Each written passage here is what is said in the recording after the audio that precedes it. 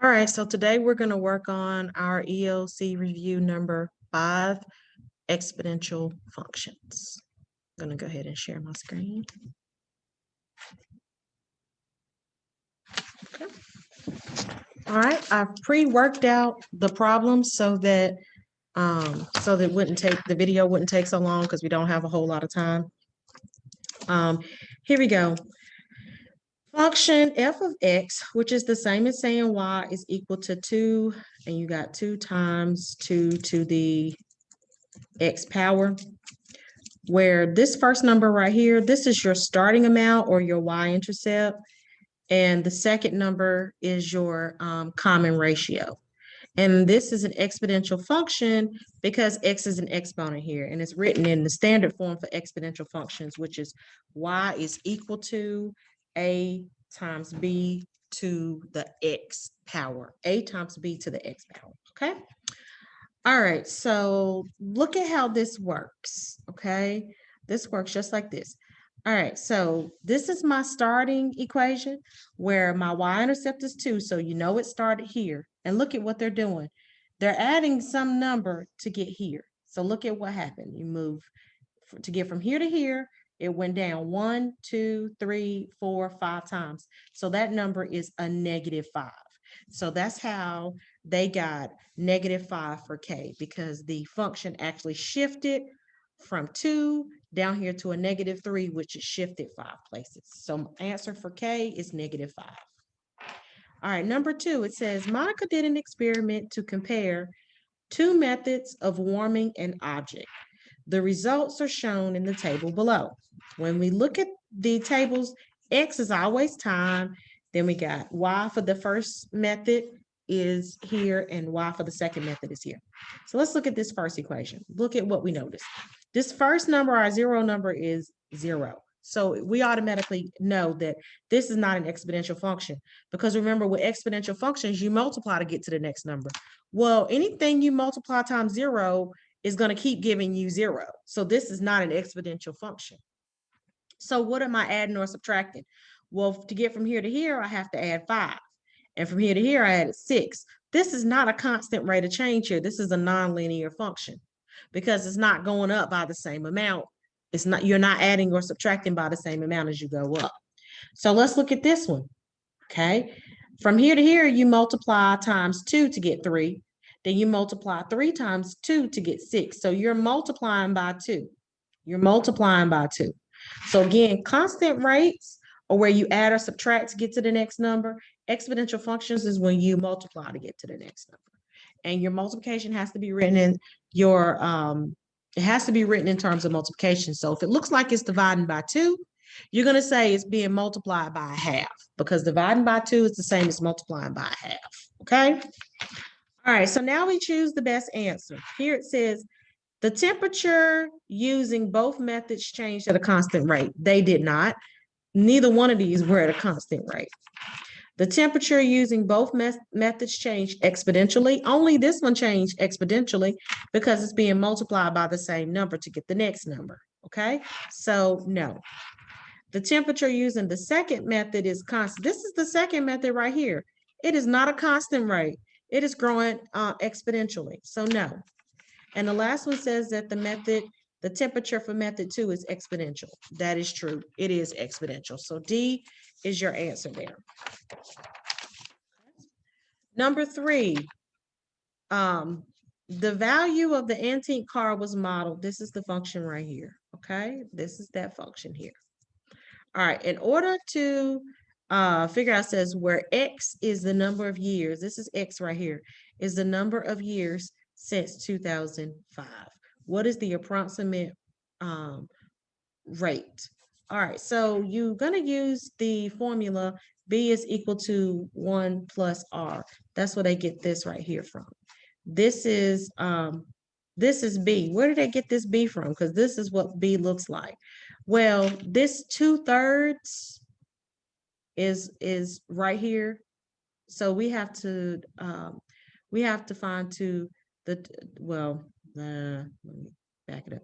You have to do 2/3 of this right here, the exponent. So this is calculated active. So let's type that in and see what we get. Second plus 7, 1, 2. Yeah, all right. So let's do 1.009 caret key. What is it? 2 divided by 3. Okay, there. And this is about 1.006. Okay, so that's how they got 1.006 for B, because of this exponent. You have to do this exponent here, and that's how you got this. And we type that in the calculator. So now you put this in the place of B. They put their B over here, and I usually put it right here, but that's okay. To get R by itself, you're going to subtract 1 on both sides. So when you subtract 1 on both sides, and I'm going to do that here so you can see it.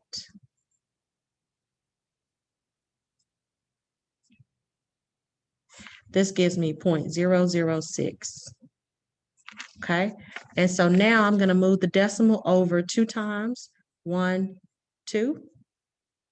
Okay, to change it to a percent, and this gives me 0.6% increase. So that's C. Okay, that's how I got C. All right, so number 4, it says which expression is equivalent to, and you see how this is to 1 to the 3rd power, and this right here is -3. So when you have a power raised to a power, just multiply them together. So 1/3 times -3, you can write that, put a 1 under it. So that's going to give you -3 over 3. That's how we get -3 over 3. So this is going to give you a -1, and you can't have a -1 as an exponent. You write it, bring it down to the bottom to make it positive. This is really a 1 here, but you don't need that 1. So this is going to be your answer here, B. Okay. Number 5. All right. So with number 5, you have an exponent, right? These are exponents here raised to another exponent. So you're going to distribute this exponent to all of the numbers that are, or in terms that are in the parentheses. So when I do that, this is what I get. I get 3 to the second right here for the 16, 3 to the second.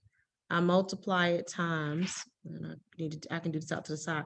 It was already 1 to the 3rd there, times 3 to the second. So when I multiply, this gives me 3 on the top. This gives me 6 on the bottom. Okay. So that's how I got, oh,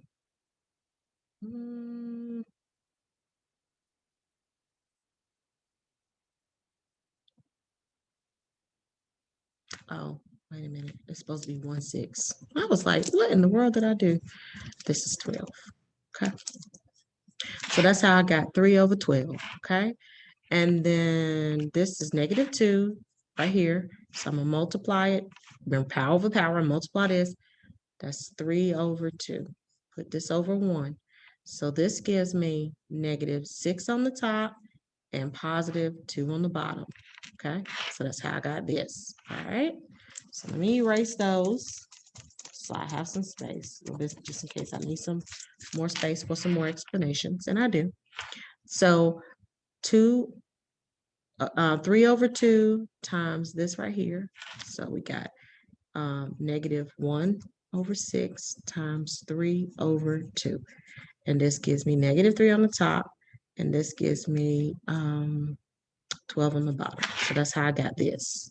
Okay, now I have 6 here, so I'm going to say 6 times, again, 3 over 2. So multiply straight across, and that gives me 18 over 2. Okay, and so that's how I got 18 over 2 here. So I use distributive property to get these values here. So now, to make these exponents that are negative positive, move them up. Okay, so let me simplify this right here. 16. So you can type this in the calculator if you don't remember how to do it. 16 caret key, and I'm gonna do parentheses 3 divided by 2. Okay, and that gives me 64. You see how I can use my calculator to do that? So this right here is 64. Okay, all right, so now I have this right here, and now I'm going to move this up to the top to make it a positive. So I move this up to the top to make this a positive exponent.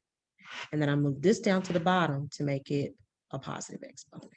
So now when I simplify, look at what I'm doing. You see how these exponents are the same. So I'm going to add these. okay? They already have a common denominator here. So my common denominator is 12. So that's how I get 12 here. And I add the numerators, that's how I get 6. So that's how I get this on the top. Okay, let's look at the bottom. When I move this right here, 18 divided by the 2 gives me 9. So that's how I got 9 here. And then when I move this down to the bottom, when I simplified this, it gave me 3.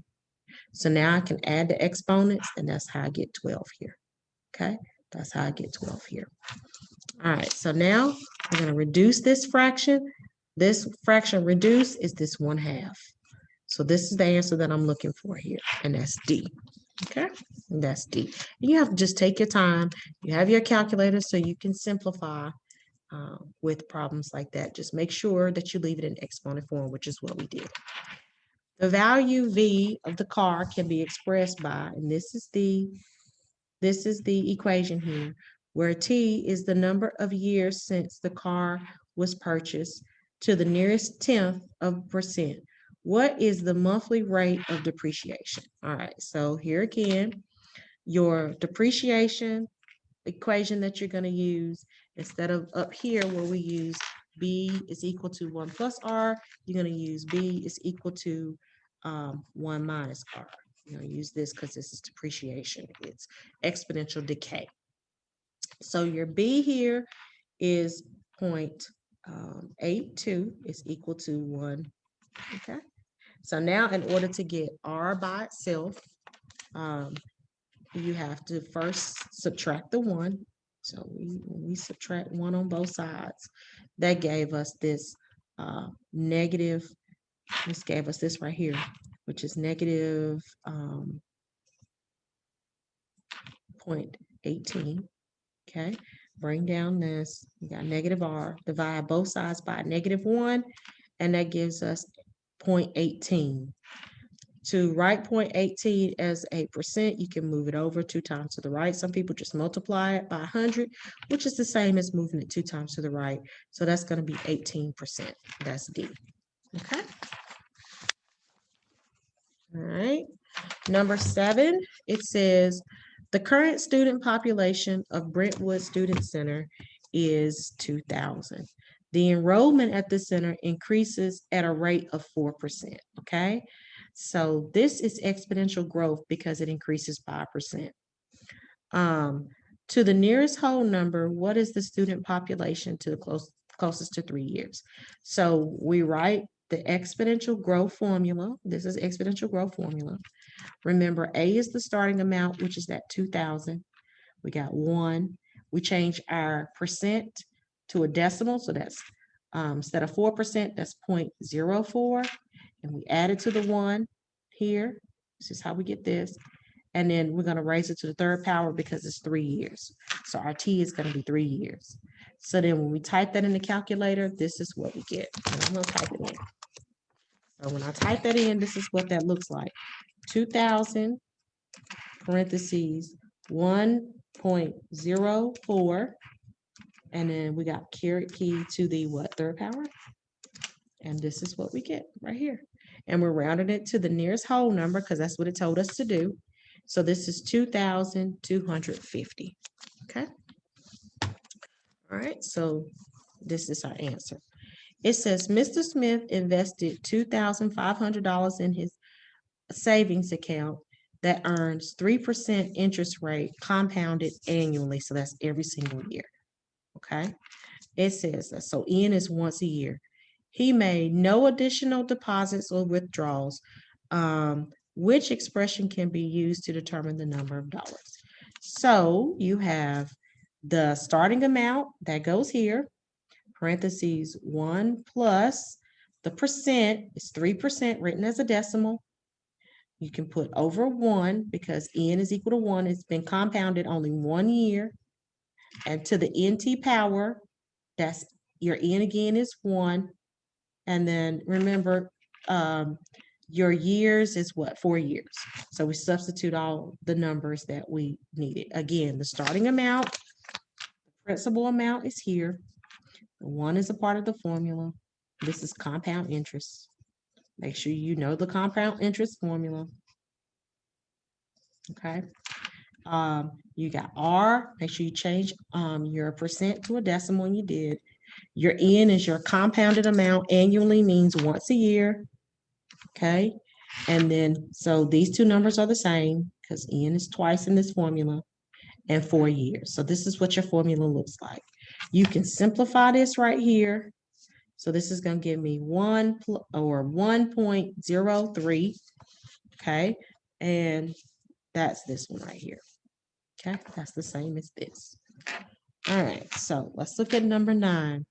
It says, which expression is equivalent to this right here? All right. So look, when you have anything to the, this is cube root, fractional exponents, if you know, let me do a to the 1/3. The top part of the fraction exponent is always going to be the exponent. The bottom part is going to be your root. So if this number is 3, it's cube root. If it's 2, it's square root. If it's 4, it's the 4th root, so on and so forth. This is cube root. So another way to write cube root is to write it like this, 1/3. So since this is 8, cube root of 8, you can write 8 to the 1/3 power. This is also cube root. The exponent is already there, which is 2, so you just put a 3 at the bottom because the bottom number is the root. This is y to the 3rd power, so put the 3 on top as the exponent and put the 3 on the bottom as the cube root. Here, do the same thing. The exponent is 4, so put it on top of the fraction. The bottom number is the root, so put 3 here. So now let's simplify this. When I do 8 to the cube root, or 8 parentheses, 8 caret key, let's do parentheses 1 divided by 3. This gives us 2. Cube root of 8 is 2, so this is this, okay? Reduce this, it's already reduced, so leave it. Reduce this, 3 divided by 3 is 1, so you don't have to put the 1 there. And reduce this is already reduced. So this would be the answer that you're looking for, and that's B. Okay.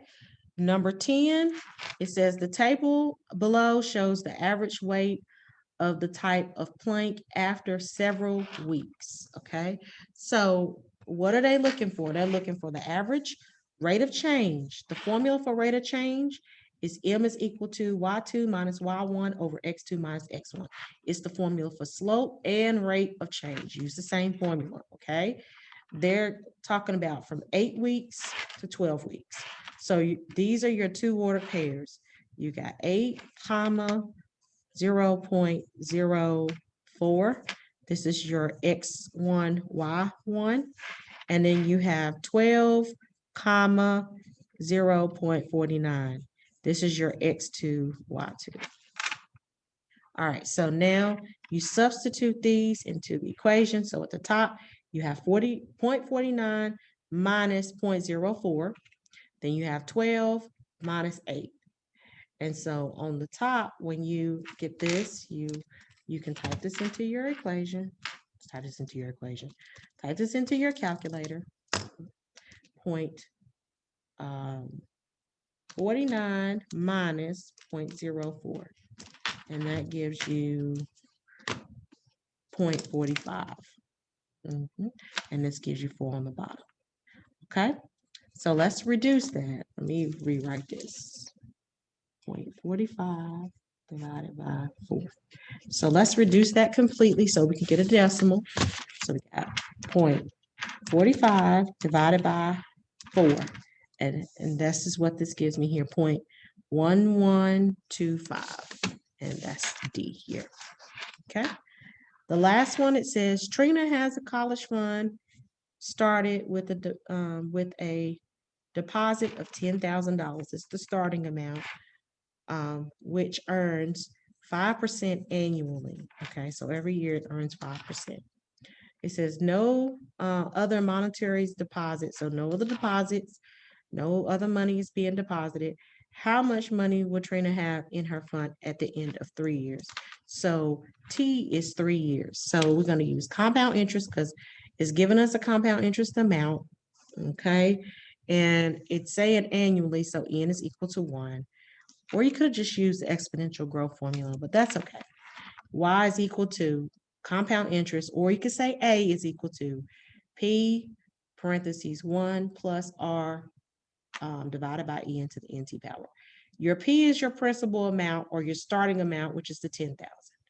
1, remember I said in the notes, it's 100% written as a decimal, plus your R here, the percent is 5%, change that to a decimal, and divided by 1, which is still going to be 0.05 as a decimal. And then 1 times the 3 years is still going to be 3. Okay. So when you type this in the equation, this is what you get. Here is your answer. When you type this into your equation, this is what you get. Let me show you. So you have 10,000. Okay. Parentheses 1.05 caret key 3. And that's what you get here. And that's what you have here. Okay. Please make sure that you check your answers, check your work, show your work, and you could pause this video, rewind this video, do whatever you want, and submit it, please. Make sure that the correct answers are there before you submit. Show your work. All right, guys, thank you for watching. Have a good day.